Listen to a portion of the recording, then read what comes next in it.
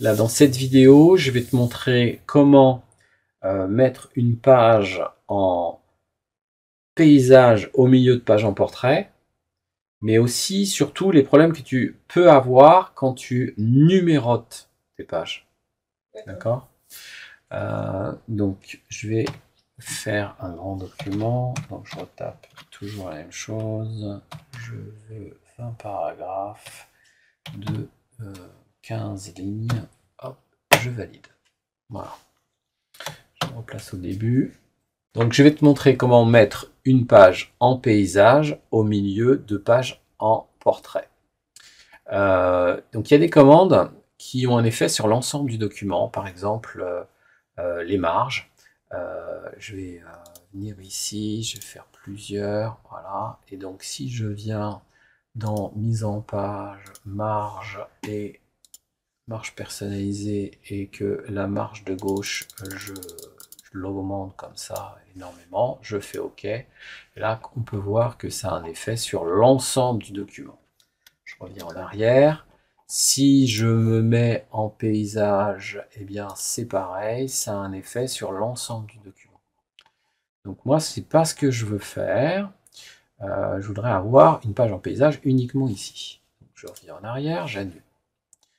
Je vais me placer ici, et donc pour ça, je vais insérer un saut de section page suivante. Alors je me trompe tout le temps, c'est pas dans insertion qu'il faut aller, hein.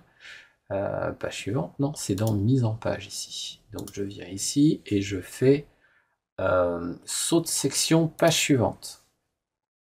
Là, il me l'a inséré, on peut le voir, on va le voir ici. Voilà, ça s'est inséré, alors je vais sauter comme ça, voilà, là on le voit bien, hein. Saut de section page suivante, je vais descendre un petit peu en dessous, et là je vais refaire la même chose, mise en page, saut de section page suivante. Voilà. Je vais faire un petit affichage mode brouillon, ça va être plus pratique pour regarder ça. Donc là, j'ai la section 1, hein. Je vous rappelle que pour voir le numéro de section, on clique de droite ici et on clique sur section. Donc ici, j'ai la section 1, ici la section 2 et ici la section 3. D'accord? Donc je viens me mettre, je repasse en mode page, je viens ici, et là je vais dans mise en page et je prends paysage. Donc j'ai que cette page qui est en paysage. Les autres sont en portrait. D'accord? Alors, on va avoir un petit souci quand on va numéroter les pages.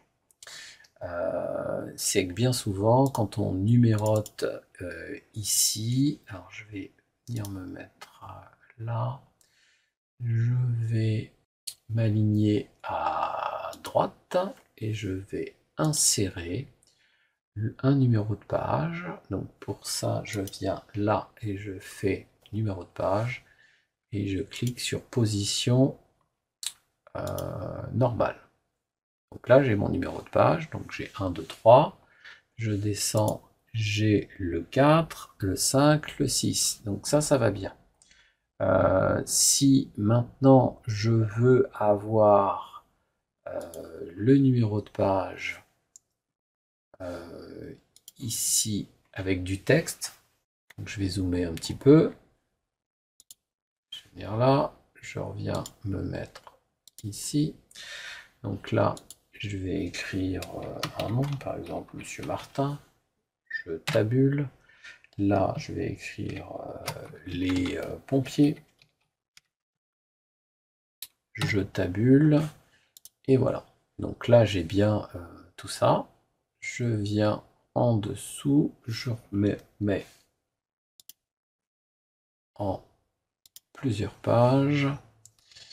Voilà. Le problème que j'ai, c'est que ici, j'ai Martin, mais le numéro de page, là, il n'a pas été se mettre au bout ici.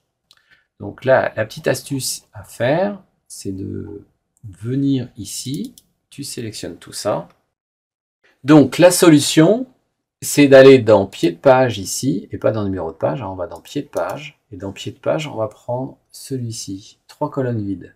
Donc je clique là, Donc je vais pouvoir ici écrire Martin.